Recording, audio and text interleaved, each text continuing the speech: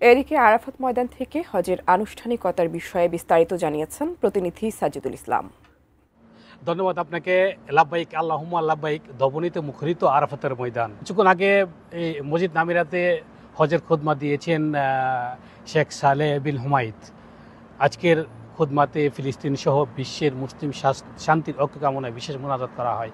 হাজিরাত আরাফাতের ময়দানে এখন ইবাদতে মশগুল রয়েছেন। তারা কিন্তু মাগরিব অর্থাৎ সূর্য ডুবার সাথে সাথে তারা কিন্তু আরাফাত ময়দান ত্যাগ করবেন। তারা চলে যাবেন মুজদালিফার উদ্দেশ্যে। মুজদালিফায় গিয়ে তারা কিন্তু সারা রাত অবস্থান করবেন এখানে, এবং ওইখানে মাগরিব এবং এশারের নামাজ কসুর সাথে একসাথে আদায় করবেন এবং সংগ্রহ করবেন 49টি কঙ্কর, এবং আগামীকালকে ফজরের নামাজ পরে কিন্তু তারা মিনার উদ্দেশ্যে রওনা দেবেন। মিনায় তারা গিয়ে প্রথম বড় শয়তানকে 7টি কঙ্কর নিক্ষেপ করবেন এবং তারা পশু কোরবানি করে মাথা নেড়া করে কিন্তু তারা শেষ করবেন হজের মূল আনুষ্ঠানিকতা।